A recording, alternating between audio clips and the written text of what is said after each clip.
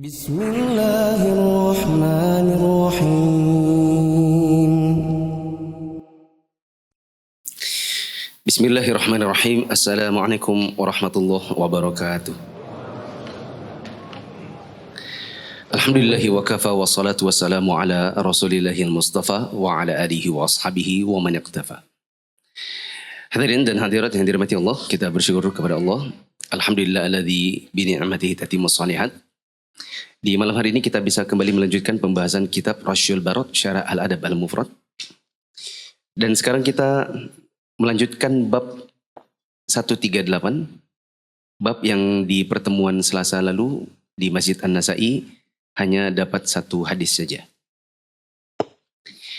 Kita kembali ke babnya, yaitu babun husnul khuluqi idza faqahu. Bisa juga dibaca babu husnil khuluqi idza faqahu. Bab 138, berakhlak mulia jika memahami agama. Langsung ke hadisnya 284.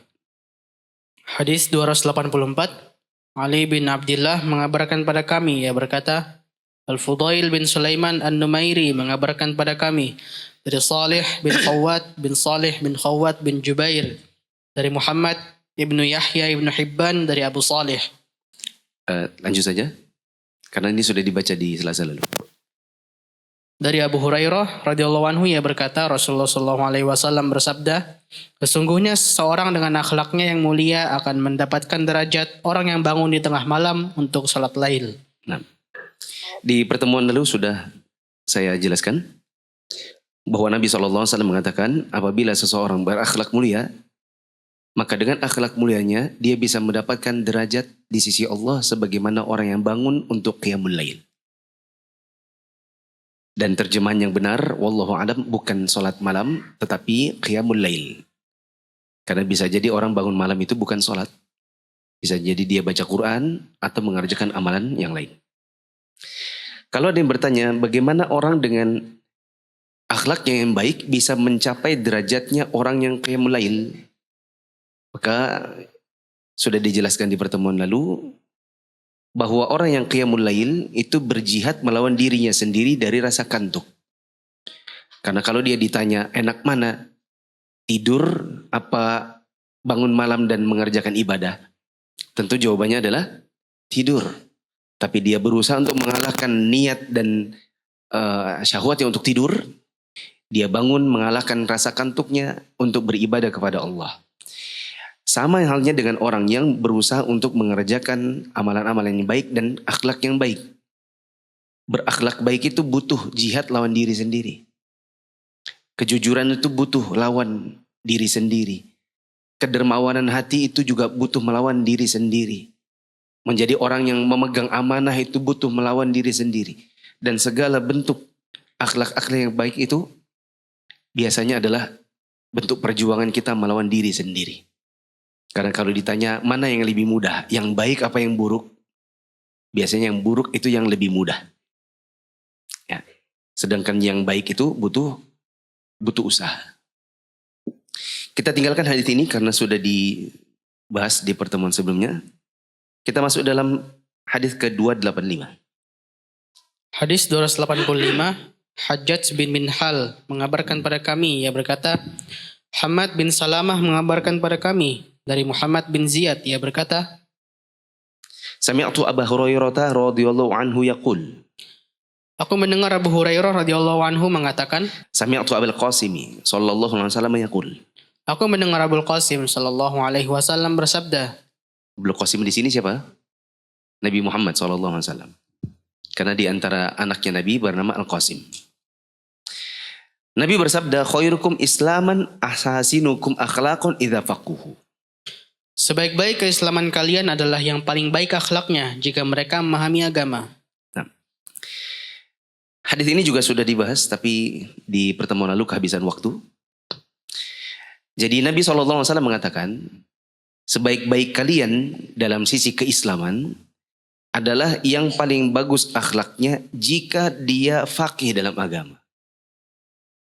Kalau ada orang menggabungkan tiga hal, yaitu Islam dan iman, ditambah akhlak yang mulia, ditambah dengan ilmu, maka luar biasa. Ini cahaya di atas cahaya. Sudah jadi orang muslim, beriman, akhlaknya baik, berilmu. Karena sebagian orang itu ada yang muslim, beriman, akhlaknya buruk, meskipun berilmu. Ada lagi yang muslim, beriman, akhlaknya baik, tapi jahil. Maka kalau orang bisa menggabungkan semua, setelah keimanan dan keislaman, dia punya akhlak yang mulia, ditambah ilmu, maka ini luar biasa.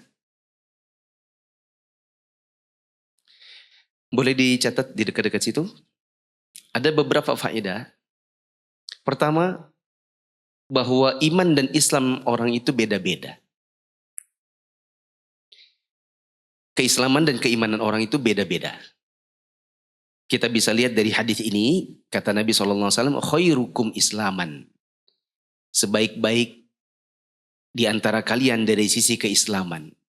Berarti kalau ada yang terbaik, berarti ada yang di bawahnya terbaik, berarti hanya baik, ada yang cukup baik, ada yang kurang baik. Berarti keislaman seseorang itu bertingkat-tingkat. Begitu juga iman itu bertingkat-tingkat. Makanya Nabi SAW mengatakan, Al-imanu bid'un wa sab'una syu'bah. Iman itu punya 73 cabang.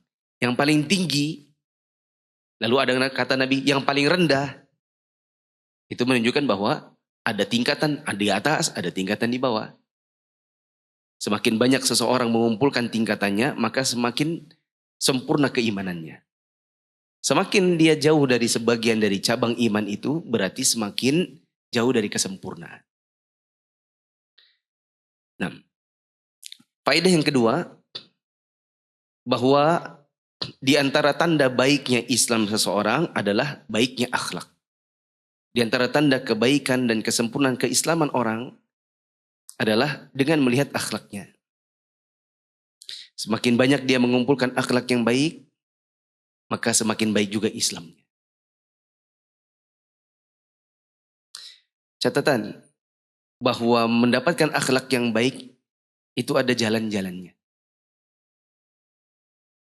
Nah, ditambah juga ya. Cara bagaimana kita mendapatkan akhlak yang baik. Di antaranya satu, meniru yang baik. Meniru. Kalau kita punya orang-orang yang kita jadikan teladan, maka kita jadi lebih mudah gitu dalam prakteknya. Seperti kalau ada orang sekolah, kalau cuma dikasih teori kadang bingung. Tapi kalau ada prakteknya dan dilihat langsung dari orang-orang yang berilmu, ya, maka akan lebih mudah praktek itu. Berarti butuh teladan. Dan di antara teladan yang terbaik adalah Nabi SAW. Kata Allah Ta'ala, laqad kana lakum fi rasulillahi uswatun hasanah. Pada diri seorang Rasul SAW ada suri teladan yang baik. Yang terbaik. Bisa juga kita tiru dari para sahabat Nabi. Bisa juga kita tiru dari membaca kisah-kisah salafus saleh. Paling tidak kalau dari zaman sekarang kita bisa tiru dari sebagian guru-guru. Bila dia punya akhlak yang baik. Tapi ada juga yang bilang gini. Kalau sama guru-guru jangan terlalu dekat dan jangan terlalu kagum. Nanti kalau kamu terlalu dekat, terlalu kagum, suatu ketika kamu ketemu akhlak buruknya, kamu kecewanya berlebihan. Jadi ambil dari gurumu ilmu, ambil akhlak yang zahir saja. Kalau mau dekat sebatasnya. Dan yakinilah dia pasti banyak kekurangan. Karena nanti kalau kamu terlalu kagum sama seorang guru, begitu dia dapat sesuatu. Ya, ada yang di mata kita itu mungkin minus, itu kecewanya akan luar biasa. Bisa juga dilihat dari atau ditiru dari teman. Ini juga pentingnya kalau kita berteman dengan teman yang akhlaknya bisa ditiru. Cara untuk mendapatkan akhlak yang baik diantaranya adalah introspeksi. Ini cara yang kedua. Introspeksi ini dengan melihat diri sendiri. Perlu kadang-kadang ngobrol sama diri sendiri. Kalau perlu kita ngomong sama diri sendiri itu yang jelek-jeleknya. Ya. Kamu sadar nggak kamu itu kan kalau ngomong itu kasar. Terus kita bilang, iya ya. Kamu sadar nggak? Kamu kalau ketemu orang itu nggak pernah ramah, nggak pernah senyum. Iya ya. Kamu sadar nggak kalau sama temanmu kamu baik, tapi kalau sama istrimu, ya ampun pelitnya. Iya ya. Kamu sadar nggak kalau kamu itu suka bentak-bentak kalau ngomong? Iya ya. Kamu sadar nggak? Kamu kalau ngomong sama orang 2 meter itu kayak 2 kilo volumenya. Iya ya. Dengan banyak introspeksi, nanti lama-lama kita akan dapatkan mana sisi yang buruk untuk kemudian dikurangi. Yang sulit adalah kalau seseorang itu tidak mau introspeksi diri. Mungkin karena sudah merasa dirinya baik. Ya. Cara yang lain untuk mendapatkan akhlak yang baik adalah minta dikritik, minta masukan. Sehingga bagus kalau orang mengatakan kritik dan saran dipersilahkan. Atau seseorang mengatakan kalau ada kekurangan mohon saya diberi masukan. Sebagaimana salafus saleh, sampai-sampai di antara mereka ada yang mengatakan semoga Allah memberikan rahmat kepada orang yang menunjukkan kepada saya aib saya. Karena saya kalau disuruh introspeksi diri sendiri, mungkin saya merasa sudah baik. Kalau ada orang yang datang ke saya dan menunjukkan aib saya, kekurangan saya, maka semoga Allah merahmatinya. Ini betapa seseorang itu tergambar dari yang seperti ini, dia itu mau buka diri untuk bisa lebih baik. Yang jelek adalah kalau seseorang itu menutup diri dari masukan. Kalau ada orang, kalau dikasih masukan, dia bilang, sorry, maaf saya nggak terima. Ya, nggak usah kasih saya masukan. Kamu ngaji baru berapa tahun sih? Kamu masih kecil, kencingmu belum lurus, nggak usah ngomongin orang. Saya sorry, kalau saya nggak kayak gitu. Sebagian orang itu dikasih masukan, dia langsung bikin barrier, bikin tembok antara dia dengan masukan itu sendiri. Jadi sulit untuk berkembang.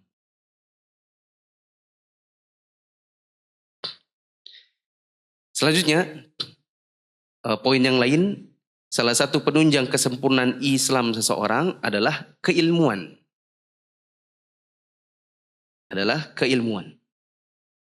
Ilmu salah satu dari penunjang baiknya Islam seseorang. Karena dengan menuntut ilmu, dia mengumpulkan ilmu, maka ibadahnya lebih sesuai tuntunan. Makanya Nabi SAW mengatakan, man salaka tariqan yaltamisu fi ilman, sahhalallahu lahu bihi tariqan ila jannah. Siapa yang menuntut ilmu, Allah mudahkan jalannya masuk surga. Ini menunjukkan bahwa ada hubungan antara masuk surga dengan apa? Dengan keilmuan. Bagaimana orang bisa masuk surga dengan keilmuan? Jawabannya kalau dia berilmu, dia tahu tata cara ibadah yang sesuai tuntunan. Karena ibadah itu nanti adalah tiket buat dia masuk surga. Kalau tidak pernah belajar, kalau tidak tahu ibadah sesuai tuntunan, biasanya berarti ibadahnya cuma ikut-ikutan.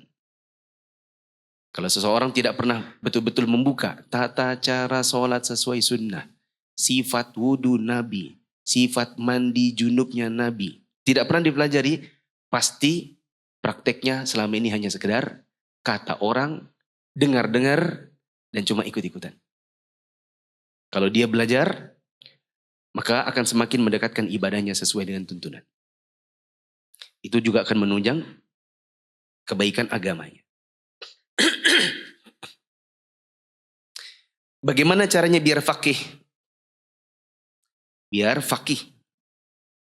Cara supaya kita faqih dalam agama. Faqih itu artinya paham. Di antaranya adalah belajar dengan metode yang benar.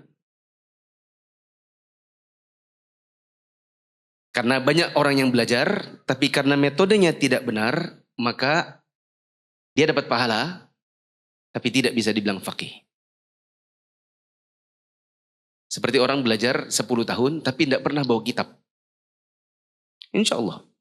10 tahun tidak pernah bawa kitab, insya Allah. Kalau zaman sekarang nggak akan faqih. Berbeda dengan zaman dahulu. Zamannya Imam Bukhari, zamannya Imam Syafi'i. Kalau orang-orang terdahulu, daya serap mereka itu cepat karena maksiatnya sedikit. Kita hidup di zaman sekarang maksiatnya banyak. Kemudian tidak pakai penunjang dan metode yang benar untuk belajar, maka tidak akan masuk. Saya ketemu dengan banyak teman yang sudah belajar dari tahun 2000-an awal. Sekarang kalau diuji tentang dalil-dalil, tetap nggak bisa. Dia bilang, oh ini saya sesuai sunnah yang gini. Iya, dalilnya. Waduh, jangan tanya dalil. Loh, kok nggak tanya dalil? Ya, lo dulu belajarnya berapa tahun? Ya, sudah 20 tahun sih, sejak 2005. 20 tahun? Dalil dasar aja, nggak usah dalil yang sulit-sulit. Sebagian orang nggak bisa, karena tidak faqih. Kenapa tidak faqih? Karena metodenya mungkin kurang benar.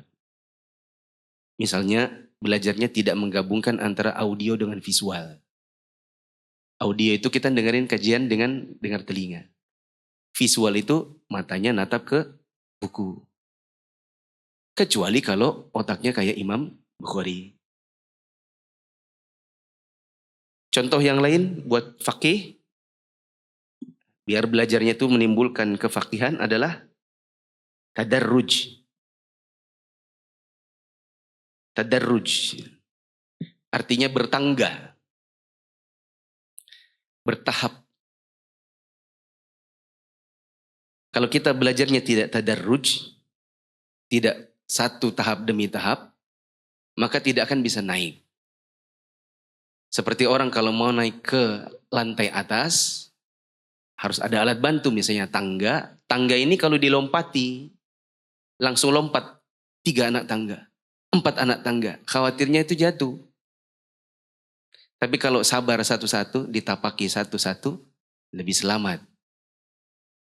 Lebih jelas pasti naik.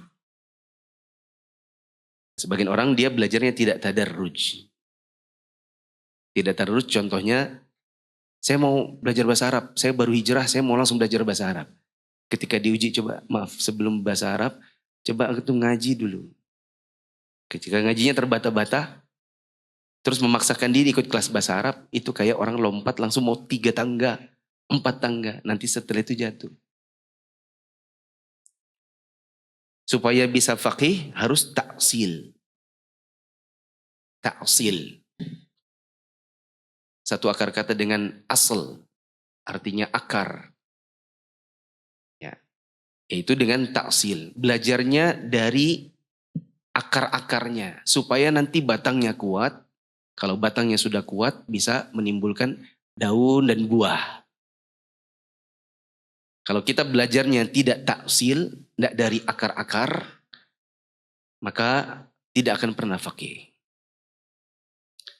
Sebagai contoh, teman-teman mau belajar ilmu muamalah, tapi dari buku tentang fatwa, itu nggak bisa. Untuk faqih di bidang muamalah, tapi langsung baca fatwa-fatwa kontemporer seputar jual beli, pasti nggak faqih. Kalau pahamnya hanya sebatas kasus per kasus. Tapi kalau dilihat dasarnya nggak punya, maka nggak akan pernah bisa faqih. Begitu. Kayak orang ditanya gini, apa hukum jual beli emas tukar tambah? Haram. Kenapa haram? Karena tidak setara. Sebutkan kenapa tidak setara itu nggak boleh. Apa sebutkan dalilnya? Nggak paham dia. Karena dia langsung baca fatwa kontemporer. Jual beli emas online. Jual beli dengan tukar tambah. Langsung di situ didapatkan simpulannya haram. Tapi tidak pernah belajar tentang dasar riba. Nah, di sini dia akan tahu kasus per kasus, tapi tidak tahu secara fikih dasar, secara taksil, nanti dia gak akan faqih. Gitu. Wallahu a'lam bishawab. Kita lanjut ke hadis berikutnya.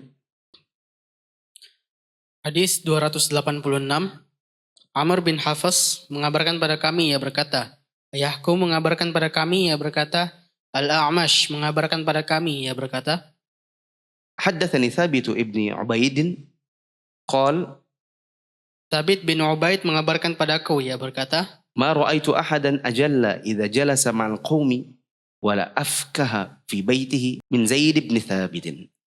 Aku tidak pernah melihat seorang pun yang lebih berwibawa jika ia duduk bersama kaum dan lebih periang di rumahnya dibandingkan Zaid bin Thabit. Disebutkan oleh Thabit bin Ubaid. Dia berkata, saya belum pernah lihat ada orang yang kalau duduk sama masyarakat lebih mulia dan kalau di rumah lebih periang dan lebih mudah bercanda melebihi sahabat Nabi yang bernama Zaid bin Thabit. Mungkin ada yang bertanya, kok bukan Rasulullah? Ada yang lebih dari Rasulullah? Jawabannya, Thabit bin Ubaid tidak bertemu dengan Rasulullah. Dia adalah maulanya Zaid bin Thabit. Mantan budaknya Zaid bin Thabit. Jadi ini kesaksian mantan budak Zaid bin Thabit, sahabat Nabi. Dan karena, siapa tadi namanya? Thabit bin Ubaid. Tidak bertemu dengan Nabi, maka statusnya adalah tabi'in.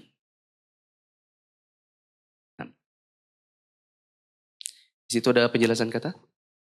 Penjelasan kata, ajalla, berwibawa lagi terhormat. Afkaha, periang yakni jenaka, suka bergurau dan riang gembira. Nah.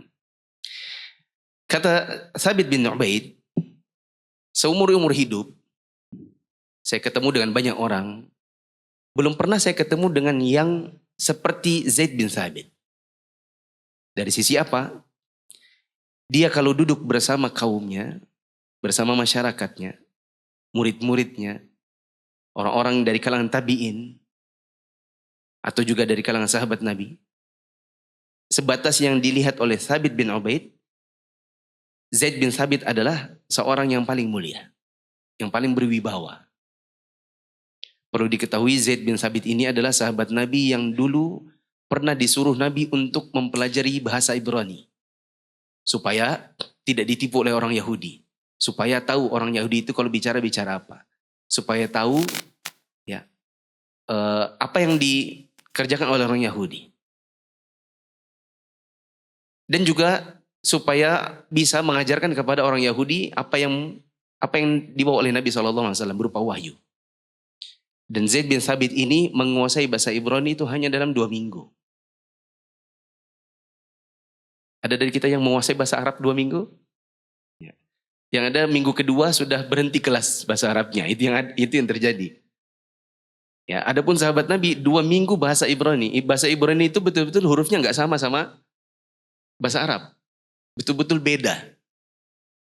Kalau kita kan misalnya mau belajar bahasa Inggris, ada yang bilang, saya bisa bahasa Inggris 2 minggu. Ya soalnya huruf-hurufnya sama ABCD-nya, cuman beda bacanya aja. Tapi lebih mudah adaptasi karena bahasanya sama. Ya. Tapi kalau orang Indonesia suruh belajar bahasa Arab itu kan betul-betul hurufnya berbeda. Kalau ada yang bisa menguasai 2 minggu, pintar berarti.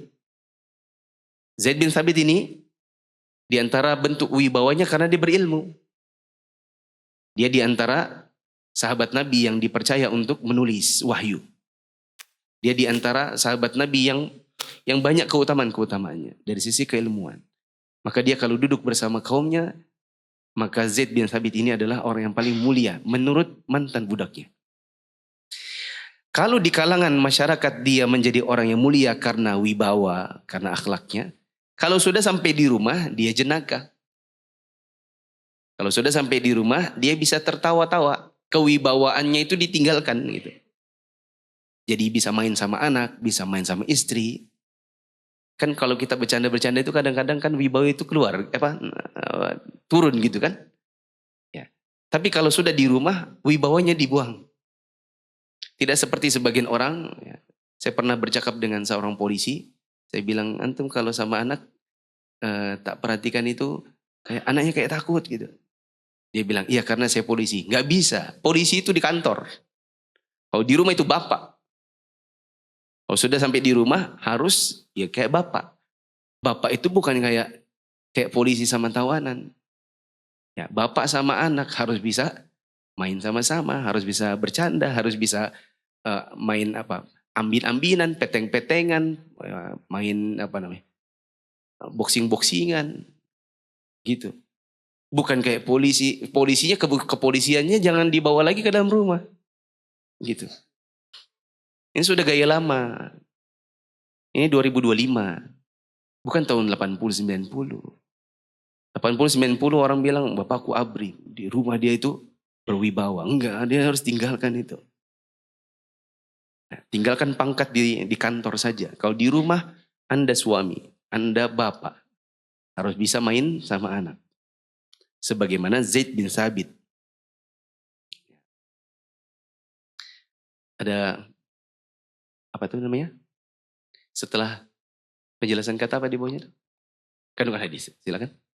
Kandungan hadis, dalam hadis di atas terdapat keterangan tentang perangai yang baik dari Zaid bin Sabit, beserta sifatnya dengan kelembutan akhlaknya. Oh itu saja. Boleh ditambah?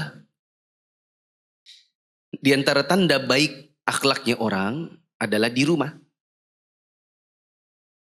Kalau mau lihat seseorang itu akhlaknya baik atau tidak, itu tanya orang dalam. Karena kalau di luar rumah, seseorang bisa saja menutupi keburukannya. Sampai di rumah seolah-olah dia dermawan, makanya dia suka traktir.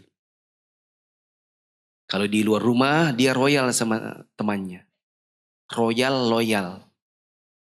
Loyal, setia, royal, hambur-hambur uang. Sama temannya. Supaya orang bilang, dia itu Masya Allah, Masya Allah, Masya Allah.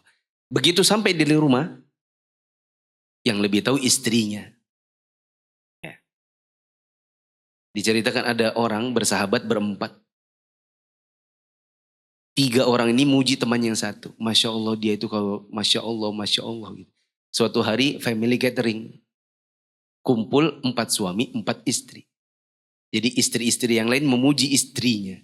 Masya Allah ya suamimu katanya suamiku. Katanya suamimu itu gini, gini, gini. Dia cuma bingung-bingung. Hah suamiku? Kayak gitu. Gak tahu aja kalian di rumah kayak apa.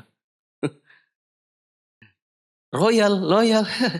Kita loh dia minta uang belanja ditambah sedikit aja dia mau dia. Nah, baru kalau dia pulang dia bilang, masa makanya ikan ini lagi, ikan ini lagi. Ikan ini lagi, ikan ini lagi. Kita bilang, ya kalau mau ikan yang lain, yang gedean dikit, tambahin duitnya. Ya. Bisa ditanya kebaikan seseorang itu dengan orang dalam rumahnya.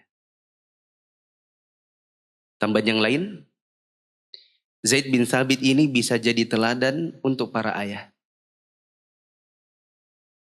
Lihat bagaimana seorang Zaid bin Sabit, sahabat Nabi yang mulia, yang berwibawa kalau di kaumnya, begitu dia pulang tetap saja dia ayah. Kewibawaannya dia tanggalkan. Dia tetap bisa bercanda-canda sama anak dan istrinya. Makanya dipuji oleh orang dalam. Siapa orang dalam ini? Thabit bin Ubaid.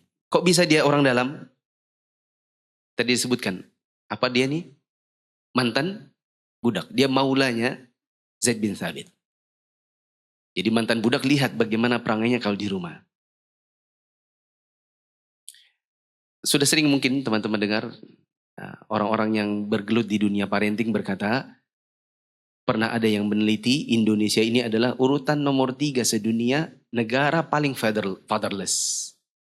Apa fatherless? Fatherless itu adalah keluarga tanpa kehadiran sosok ayah, meskipun tubuh ayah ada. Keluarga yang minim sosok ayah. Sosok ayah, sosok itu maksudnya perilaku seorang ayah. Meskipun tubuh ayah ada. Di Indonesia kita ini kan mungkin kalau teman-teman pulang kerja kemudian sudah capek. Ya, terus anaknya mau gelendotan, mau main-main. Ayah capek. Ya, sana. Ayah masih ada kerjaan. Urusan kantor dibawa pulang, dilanjutkan lembur di rumah. Anak mau minta ajarkan matematika, enggak bisa. Minta ajarkan bahasa Inggris, enggak bisa. Ya, mama aja. Anak mau cerita, apa, cepat, cerita apa? Tadi, oh sudah. Ya, sana. Ini Indonesia. Belum lagi Indonesia ini memang culture-nya itu minim apresiasi. Ada dari antum yang waktu kecil ayah yang suka bilang, ayah sayang sama kamu. Terus kita balas, aku juga sayang sama ayah. Ada gitu? Ayah, geli kan? Geli gak? Dia disuruh gitu. ayah, aku sayang sama ayah. Geli karena kita nggak culture-nya gitu. Kalau orang barat, I love you mom, I love you dad. Itu biasa. Ya. Kalau di sana culture-nya oke. Kita ini Indonesianya nggak terbentuk culture itu. Bahkan mau cium ayah aja, saya berapa kali nanya. Kapan terakhir kali antum cium bapak antum? Mikir loh, kapan ya? Kalau sudah mikir itu berarti sudah lama. Kapan terakhir kali antum cium bapak antum? 2021. Oh, pas masih hidup. Ya. Saya pernah tanya ada ikhwan, kapan ya? Kapan ya? Lebaran, waduh enggak juga. Tahun berapa ya? Ayahnya masih ada. Tapi tidak terbiasa. Nah, belum lagi minim apresiasi. Kita melakukan kebaikan, anaknya melakukan kebaikan, ayahnya cuma diam aja. Ayah coba lihat adek. Ada yang angkat piring ke wastafel. Oh ya. Bagus. Gitu dok. Tidak ada apresiasi. Oh Masya Allah, jazakallah khairan. Telah membantu Umi.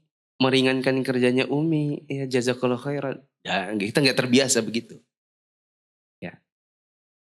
Maka Indonesia ini maklum kalau dibilang salah satu negara paling fatherless. Ada ayah tubuhnya. Tapi tidak ada sosoknya. Nah, seharusnya kita bisa terinspirasi dari bagaimana seorang Nabi Muhammad SAW. Bagaimana para sahabat seperti Zaid bin Thabit. Kata Nabi SAW, ya, kata Nabi SAW, khairukum li ahli, wa ana khairukum li ahli. Nabi SAW berkata, sebaik-baik kalian adalah yang paling baik untuk keluarganya. Dan saya adalah yang terbaik di antara kalian untuk keluarga saya. Dipuji oleh Nabi apabila seseorang mau berfungsi di dalam keluarganya sebagai orang yang terbaik di dalam sana. Yang baik. Ya. Apalagi kalau dia statusnya adalah orang tua. Begitu juga anak kepada orang tuanya. Kebanyakan dari kita, ya, ada Ustadz Abdullah Zain, hafizullah, beliau punya istilahnya. Lama saya dengar, katanya orang tua pemadam kebakaran. Di Indonesia ini kebanyakan orang tua itu orang tua pemadam kebakaran. Apa itu pemadam kebakaran? Tunggu kebakaran baru, kalau sudah kebakaran baru gerak. Ya. Orang tua pemadam kebakaran itu kalau nanti ada masalah di rumah baru berfungsi. Kalau nggak ada masalah dia diem-diem aja. Nanti kalau sudah ternyata anaknya hamil anak orang baru turun dia. Kalau anaknya ternyata MBA, merit by accident, baru turun dia. Anaknya kecelakaan, baru turun dia. Anaknya nabrak orang, baru turun. Anaknya di penjara, baru turun. Tapi kalau belum terjadi apa-apa, diam-diam. Seolah-olah tidak ada kewajiban buat dia mendidik yang ada di rumah. Nah, lanjut 287. Hadis 287. Sodakoh mengabarkan pada kami, ia berkata, Yazid bin Harut mengabarkan pada kami dari Muhammad bin Ishaq, dari Dawud ibnu Husain dari Ikrimah. An Ibni Abbas radhiyallahu anhuma qol. Dari Ibnu Abbas radhiyallahu anhuma ia berkata, Su'ila Nabi sallallahu alaihi wasallam ayyul adiyani ahabbu ila Allah azza wa jalla. Nabi SAW ditanya, agama apa yang paling disukai oleh Allah azza wa jalla? Qal al-hanifiyatu samha. Beliau menjawab, yang lurus lagi mudah. Baca dulu sampai selesai. Penjelasan kata al-hanifiyatu, lurus, yaitu orang yang berada di atas agama Nabi Ibrahim. Nabi Ibrahim disebut lurus karena kecondongannya dari yang batil kepada yang hak atau benar. As-samhatu, mudah. Kandungan hadis, agama Nabi Ibrahim, yakni Islam ini adalah agama yang mudah, lagi gampang. Dan ia lebih disukai oleh Ar-Rahman dibandingkan agama-agama terdahulu. Sudah. Hanif itu bisa dikatakan lurus, bisa dikatakan condong. Bisa disebut lurus, yaitu lurus dari hal yang salah. Bisa juga dibilang Hanif itu ma'il, condong, bengkok. Yaitu bengkok dari yang salah. Maksud saya bengkok dari kemusyrikan, dari kesesatan. Dia pindah gitu. Menghindar dari situ. Bisa dikatakan seseorang itu hanif. Si fulan itu orangnya hanif. Bagaimana seseorang yang hanif? Hanif itu mudah diberitahukan kebenaran. Ya. Teman-teman mungkin punya teman ya di sekitar kantornya, tetangganya, atau pertemanannya. Ada teman-temannya itu dia jarang ngaji. Ya. Sholatnya masih belum terlalu ngerti sunnah begitu ya. Tapi dia kalau diberitahukan kebenaran dia mudah ngangguk. Oh gitu. Oh aku baru tahu itu. Oh gitu. Oh jadi nggak boleh ya. Oh jadi itu nggak haram ya. Itu namanya hanif. Yaitu orangnya mudah menerima kebenaran. Bisa juga dikatakan hanif itu condong atau bengkok. Ya. Yaitu bengkok dari syirik. Jadi orangnya kalau sudah ada bau-baunya ini menduakan Allah, dia menghindar dari situ. Itu namanya hanif. Adapun yang disebut dengan samhah, kalau di buku tadi disebut apa? Mudah. Ya. Bisa juga disebut dengan toleran. Sebagaimana hadis Nabi SAW, rahimallahu rajulan samhan idza ba'a, samhan idza ishtara, samhan idza iqtada. Semoga Allah merahmati laki-laki atau seseorang yang dia itu toleran kalau menjual, toleran kalau membeli, dan toleran kalau menagih. Jadi bisa dikatakan toleran. Bagaimana agama yang dicintai oleh Allah? Pernah ditanyakan hal ini kepada Nabi SAW, maka Nabi mengatakan al-hanifiyatu samhah. Yaitu agama yang lurus, yaitu lurus melaksanakan ketauhidan, atau dia condong, miring dari yang namanya kemusyrikan. Maka di antara yang disukai oleh Nabi SAW adalah apabila seseorang itu orangnya hanif. Di antaranya adalah mudah menerima kebenaran, mudah menerima masukan. Ya, bila diberitahu dengan apa yang benar dalam agama, dia mudah untuk menjalankan. Ini namanya hanif. Bisa juga yang termasuk dicintai oleh Allah adalah orang yang tidak main-main dari yang namanya perbuatan syirik. Syirik yang Nabi SAW takutkan dari umatnya justru bukan syirik besar. Yang Nabi SAW lebih takutkan adalah syirik kecil. Kalau syirik besar seperti kita di sekarang ini yang duduk insya Allah adalah orang-orang yang Allah jauhkan dari perbuatan syirik. Dari perdukunan, dari menyembah yang selain Allah, dari jimat-jimat. Saya yakin kalau duduk di kajian ini pasti gitu. Ya. Beda dengan kajian-kajian tertentu yang di situ tidak diajarkan tauhid, malah diajarkan agar pakai jimat oleh guru-gurunya. Yang lebih bahaya buat kita bukan di syirik besar. Ya, dia punya bahaya tersendiri, tapi yang Nabi takutkan dari kita bukan karena kita melakukan syirik besar, tapi justru syirik kecil. Apa syirik kecil? Yaitu riya dan sum'ah. Karena riya dan sum'ah ini seperti semut yang hitam berjalan di atas batu yang hitam di kegelapan malam. Ya, kita sadar tapi kadang-kadang kita tidak mau tahu. Kita tahu ini perbuatan tidak boleh. Kita tahu ya, ini apa namanya? Ada unsur-unsur riyanya, tapi kita kadang-kadang kerjakan. Ya. Seperti kalau di zaman sekarang orang itu mau ibadah, ibadahnya diposting. Dibikinkan jadi konten. Bahkan seorang ustadz kadang-kadang gitu. Saya pernah lihat ada ustadz. Saya nggak nuduh dia, tapi menurut saya itu terlalu rentan ke sana. Urusan hatinya antara dia dengan Allah. Tapi itu sepertinya rentan ke sana. Ya. Karena sudah ada kamera. Kira-kira kalau nggak ada kamera bisa nggak gitu? Ya. Jadi dipanggil Pak Lek Bakso. Saya dengarkan dialog yang gini. Ini dialognya juga dialog yang ya, silakan untuk nilai sendiri. Berapa ini bang? 20 ribu. 20 ribu. Saya beli 30 ribu. Oke? 50 ribu. Oke? 100 ribu. Gimana? 500? 1 juta? Dia sendiri yang naikin. Kalau nggak ada kamera, masih mending. Tapi kamera di depan mukanya. Terus ada suaranya. Ada ini, apa ini namanya nih? Ada mic, mic apa nih? Mic wirelessnya. Buat apa kira-kira? Kalau hanya supaya dibilang, Masya Allah ustadznya dermawan, dikasih harga semangkok bakso 20.000 malah diminta 500.000. Nah itu mah nggak perlu kamera kalau seperti itu. Justru dengan kamera, khawatirnya kita ini sebenarnya cuma riya saja.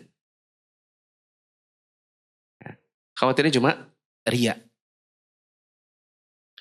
Sama seperti orang misalnya dia ngisi pengajian.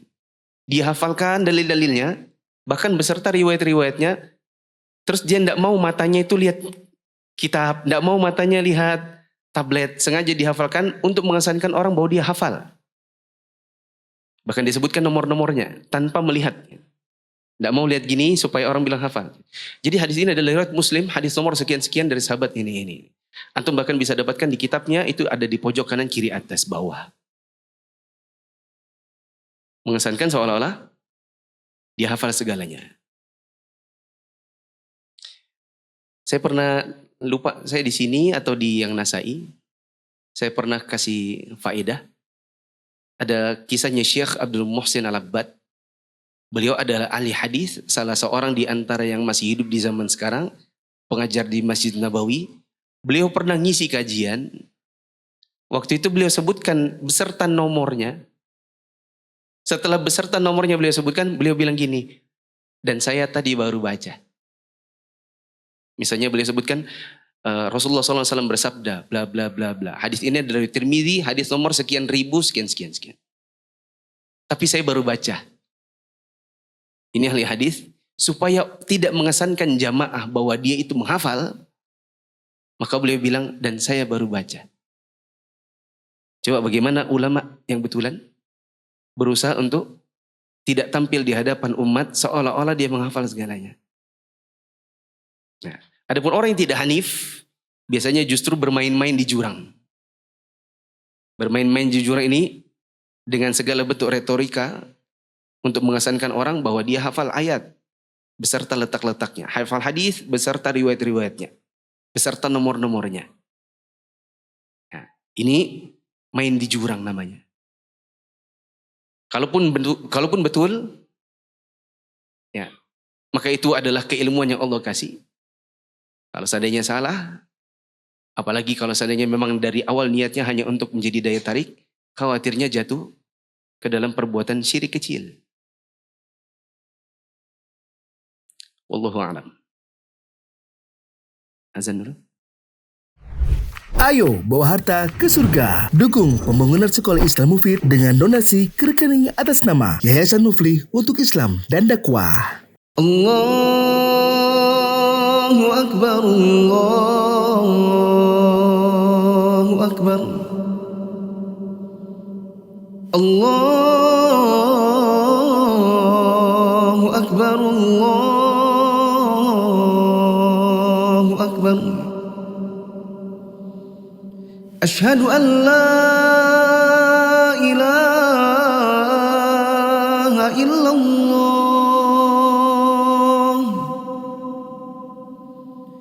Asyhadu an la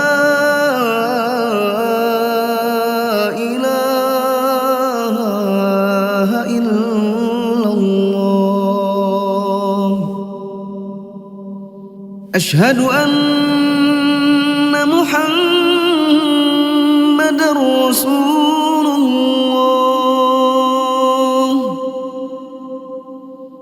Asyhadu anna Muhammadar Rasulullah.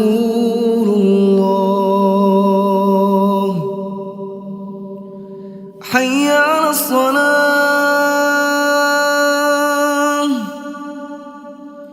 Hayya 'alas salah.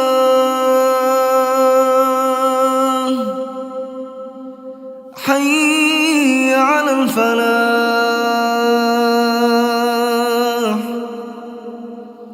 Hayya 'alal falah. Allah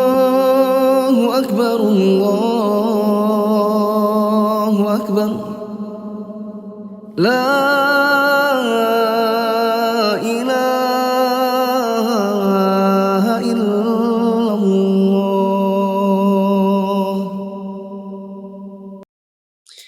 Sedikit lagi. Tadi soal hanif. Berikutnya adalah soal samhah. Toleran atau mudah. Kata Syekh Abdul Razak. As-sifat tsaniyah. Sifat yang kedua yang Allah sukai dari agama kita ini adalah as-samhah. Mudah, toleran. Ay annahu dinun samhun fi ibadatihi wa samhun fi muamalatihi wa aidan fal akhlaq. Allati yadu'u ilaiha akhlaqun samhah wa adabun karimah. Kata Syekh Abdul Razak, maksudnya adalah agama kita ini adalah agama yang toleran di tengah-tengah dalam sisi ibadah maupun muamalah. Contoh tengah-tengah dalam sisi ibadah, misalnya Nabi SAW pernah masuk dalam masjid. Dan Nabi SAW dapati ada tali terbentang. Pernah dengar ya? Ditanya Nabi, tali apa ini? Ini talinya fulanah. Buat apa tali ini dipasang?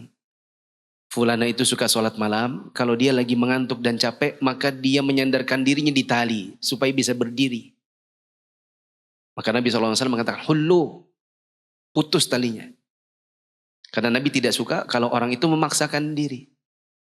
Nabi justru tidak suka orang yang tidak toleran sama badannya. Ya. Kalau memang lagi ada semangat, maka berdiri. Bila dalam sholat sunnah tidak mampu berdiri, mungkin karena kecapean, maka bisa duduk. Meskipun Nabi mengatakan, untuk pahala duduk setengah dari yang berdiri. Tapi Nabi tidak suka orang memaksakan diri. Nah. Sebagai contoh yang lain, Nabi SAW suka kalau orang itu menikah, maharnya murah. Tidak dijadikan sebagai tolak ukur, semakin mahal maharnya, semakin bagus pernikahannya. Justru sebaliknya. Karena Nabi tidak ingin orang itu kemudian memaksakan diri untuk bayar mahal, untuk mahar. Ketika tidak sanggup, akhirnya berzina. Ya. Nabi SAW ajarkan kepada kita kalau orang itu mampu berdiri dalam sholat, berdiri. Bila tidak mampu, bersandar pada tongkat. Tidak mampu, sandar pada dinding. Tidak mampu, duduk. Tak mampu duduk, baring di lambung kanan. Tidak mampu, baring lambung kiri. Tidak mampu, terentang. Ya. Tidak boleh orang misalnya sudah jelas patah kaki terus memaksakan berdiri. Malah justru tidak disukai. Nabi SAW pernah safar. Di antara yang ikut Nabi safar, ada yang memaksakan diri untuk puasa. Kemudian sampai di perjalanan dia sudah keletihan, orang kipasi dan orang payungi. Nabi tanya, ini kenapa nih? Ada apa? Ya Rasulullah, dia ikut puasa, padahal dia sudah tidak kuat. Nabi mengatakan tidak ada kebaikan pada puasa yang demikian, yang dipaksakan, padahal lagi safar. Ya. Ini menunjukkan samhahnya agama kita. Samhahnya kita dalam muamalah, tadi saya sebutkan hadisnya. Nabi SAW mengatakan, semoga Allah merahmati orang yang toleran dalam menjual. Ya, misalnya contoh toleran dalam menjual, misalnya tidak menimbun. Karena kalau menimbun, nanti orang sudah kesusahan cari barang, biasanya akan dikeluarkan barangnya, dijual harganya mahal. Sudah mau lebaran, dia borong di pasar. Tepung, mentega, gula. Hilang dari pasaran. Diborong. Begitu sudah orang kesusahan, baru dia keluarkan. Dia jual depan rumahnya, dikasih harganya mahal. Ini tidak toleran namanya. Ya. Nabi juga mengatakan, semoga Allah merahmati yang toleran kalau beli. Misalnya tidak boleh ya, dan itu bukan kebaikan. Seseorang itu menjadikan tawar, apa orang bilang tawar mati gitu, tawar yang serendah-rendahnya dibilang apa di Balikpapan? Apa bahasanya? Ya, kayak tawar mati gitu ya. Kalau tawar lari nggak apa-apa ya, tawar lari. Berapa itu? 20.000. 18 ya? Oh enggak bisa. Oh ya, dah pergi. Itu namanya tawar lari. Kalau nanti panggil 19, enggak 18. Ya udah. Itu namanya tawar lari. Ada orang itu betul-betul dia enggak mau pergi. 18. Enggak bisa Pak 20. 18. Sekeknya ini loh, 18 saja. Sampai nanti kau sudah, ya sudahlah 18, muyak gitu kan. Akhirnya baru dia jalan, 18. Dijadikan kayak prestasi. Nah, biasanya ibu-ibu yang kayak gitu. Kan? Seharusnya kita harus paham juga, orang namanya juga dagang, pasti cari untung. Kita tahu ini ya ditawar sedikit-sedikit lah. Jangan tawarnya kayak begitu. Ya, saya kalau lagi bimbing jamaah umroh kan ada agenda belanja bareng.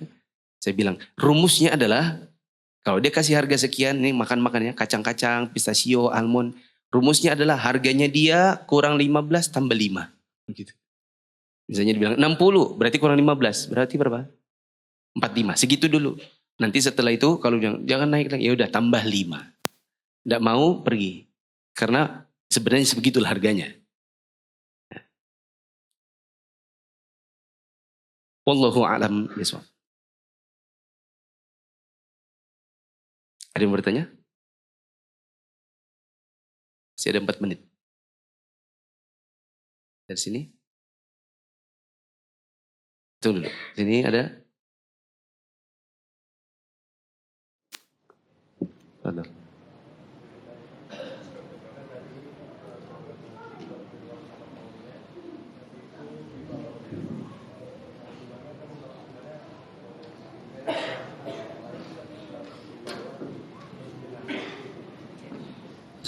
Bagaimana kalau sahabat Nabi itu kan dibilang wibawa. Ada juga orang yang model kepemimpinannya wibawa plus jenaka.